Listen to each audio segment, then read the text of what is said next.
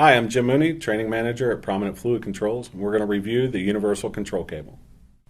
So you'll see the Universal Control Cable has 5 wires, a black, a brown, a blue, a white, and a gray.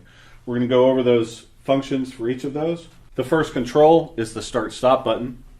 So once we press the Start-Stop button, you'll see the word stop. We'll go away from the display. Once we close the brown wire to the black wire, the word pause goes away. The pump starts running. Here we're in the manual mode. Manual mode means we're manually dictating what the frequency of the pump is.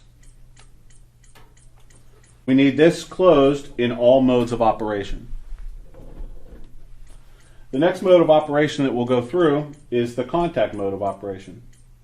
To program the pump to the contact mode of operation by pressing and holding the P key, we look for the word mode with the up or down arrow buttons. Once mode is flashing, we press the P key again quickly.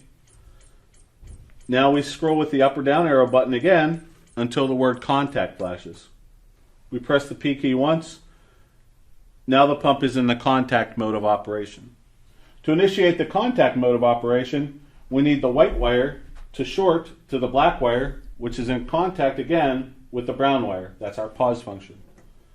So every time we press this button, it's going to short our white wire to that black wire, which is contacted to the brown wire.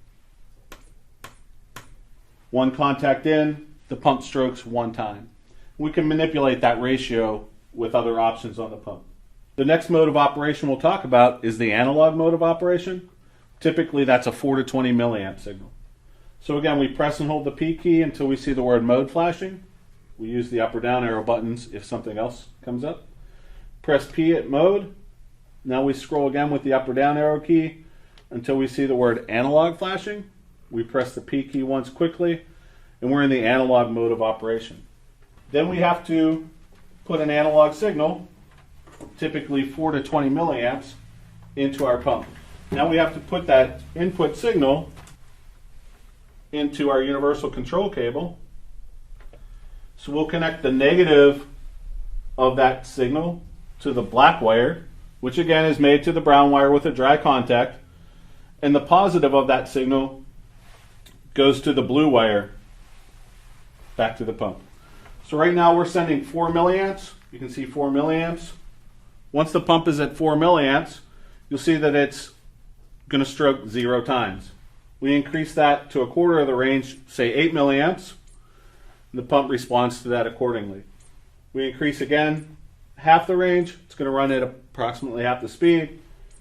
16 milliamps, which is 3/4, goes up to 3/4 of the range. And ultimately at 20 milliamps, it has the pump run at its maximum speed. Again, if we open the contact between the brown wire and the black wire, the pump goes into a pause, but the loop is still maintained. We still see 20 milliamps through that circuit. So if we had more than one pump, we could stop one pump independent of the other pump just by opening the dry contact between the brown wire and the black wire. The last thing we'll talk about is the auxiliary frequency. The auxiliary frequency lets us override any of the signals that we have going into the pump and run at a predetermined speed. So when we short the gray wire here to the black wire, which again is made to the brown wire, it's going to override our current signal, which is telling the pump to run at its maximum speed, and we run at this predetermined frequency. Here we predetermined that we wanted, once the gray wire is made to the black wire, through again a dry contact, we want the pump to run at 23 strokes per minute. And that is a summary of our universal control cable.